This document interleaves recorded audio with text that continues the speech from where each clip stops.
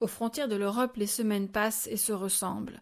Dans la nuit de lundi à mardi, plus de 400 migrants ont été secourus au large de la Grèce. Il y a 2 semaines, c'était l'Italie qui faisait la une de l'actualité en refusant d'accueillir des centaines de migrants secourus en mer par des ONG. Cela fait des années que ces 2 pays, notamment, demandent plus d'aide et plus de coordination au niveau européen pour l'accueil des migrants. Il semblerait que leur appel ait enfin été entendu, puisque la Commission a annoncé ce lundi la mise en place d'un plan d'action pour la Méditerranée centrale, la route migratoire entre la Libye, Malte et l'Italie.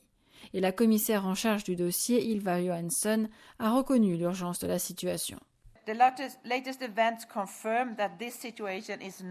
Les derniers événements confirment que la situation ne peut plus être acceptée et acceptable.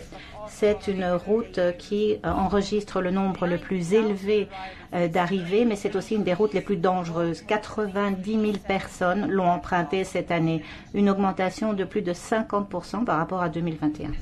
Le plan d'action prévoit de renforcer la coopération avec les pays partenaires, comme la Tunisie, la Libye et l'Égypte, pour les aider à assurer une meilleure gestion des frontières. Mais pour certains en Europe, ce n'est pas du tout la bonne approche. Parmi eux, l'eurodéputé Philippe Lambert du groupe Les Verts, Alliance Libre Européenne.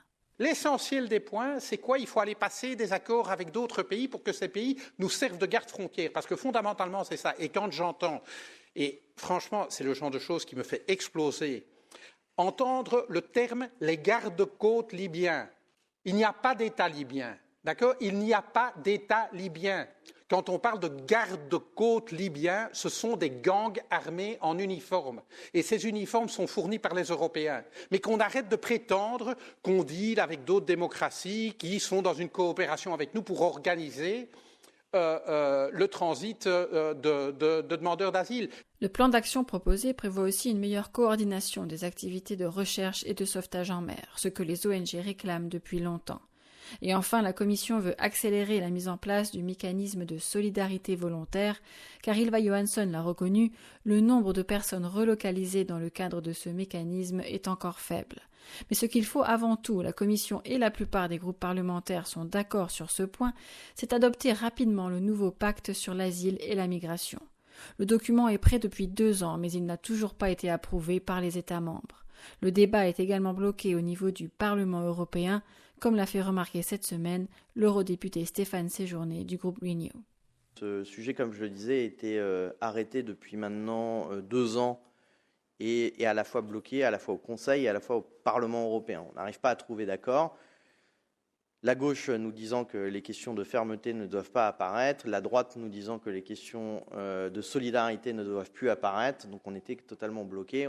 Il a rappelé que l'Europe a pourtant été capable de se mettre d'accord sur une question migratoire, celle de l'accueil des réfugiés ukrainiens. Les 27 ont en effet accepté d'ouvrir leurs frontières à cette population pour venir en aide à 2 États membres, la Pologne et la Hongrie, qui s'inquiétaient de l'afflux de réfugiés à leurs portes. Stéphane Séjourné.